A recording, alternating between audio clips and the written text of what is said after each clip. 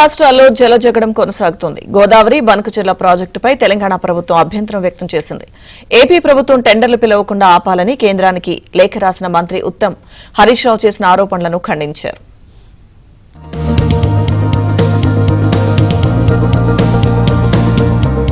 తెలుగు రాష్ట్రాల్లో జల వివాదం కొనసాగుతోంది. కృష్ణా జలాల్ని అక్రమంగా తరలించడానికి పోతిరెడ్డిపాడు ఎలా మారిందో గోదావరి జలాల్ని తరలించుకుపోవడానికి బనకచెర్ల అలా ఉపయోగపడుతుందని మాజీ మంత్రి బీఆర్ఎస్ ఎమ్మెల్యే హరీష్ రావు అన్నారు. గోదావరి బనకచెర్ల లింక్ ప్రాజెక్టుపై Harish Rao power point presentation ఇచ్చారు. బనకచెర్ల ప్రాజెక్టు విషయంలో ఏపీ ప్రభుత్వం ముందుకెళ్తుంటే తెలంగాణ సీఎం నీటిపారుదల శాఖ మంత్రి ఏం చేస్తున్నారని ప్రశ్నించారు. ఎక్కువ నష్టం జరగకముందే గోదావరి బనకచెర్లను అడ్డుకోవాలని కాంగ్రెస్ ప్రభుత్వం చేసే ఏ పోరాటానికైనా తాము మద్దతిస్తామని చెప్పారు. ఈ రాష్ట్ర ప్రయోజనాలు కాపాడే విషయంలో ఈ రాష్ట్ర ప్రభుత్వానికి చిత్తశుద్ధి లేకుండా పోయింది.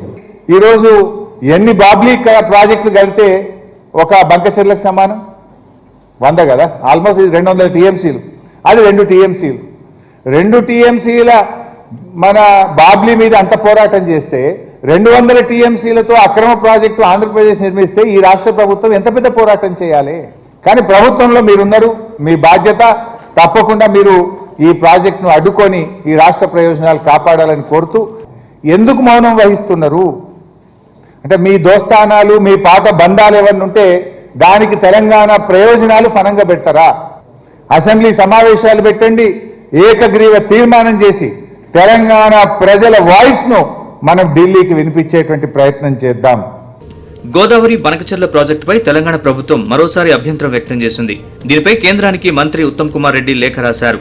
ఇది తెలంగాణ నీటి హక్కులకు తూట్లు పొడిచే ప్రాజెక్ట్ అని ఆరోపించారు. ఏపీ ప్రభుత్వం టెండర్లు పిలవకుండా ఆపాలని కోరారు. ఏపీ ప్రభుత్వం నిర్మించతలపెట్టిన గోదావరి బనకచెర్ల ప్రాజెక్టు విషయంలో తెలంగాణ ప్రభుత్వంపై హరీష్ రావు చేసిన ఆరోపణల్ని మంత్రి ఉత్తమ్ కుమార్ రెడ్డి తోసిపుచ్చారు. గోదావరి బనకచెర్ల ప్రాజెక్టుపై నిర్ణయాత్మకంగా వ్యవహరిస్తున్నామని చెప్పారు. బనకచెర్ల ప్రాజెక్టుపై కాంగ్రెస్ మౌనం వహించలేదని, చట్టపరంగా ముందుకెళ్తున్నామన్నారు. హరీష్ రావు వాదనలు నిరాధారం, తప్పుదారి పట్టించేలా ఉన్నాయని ఆగ్రహం వ్యక్తం చేశారు.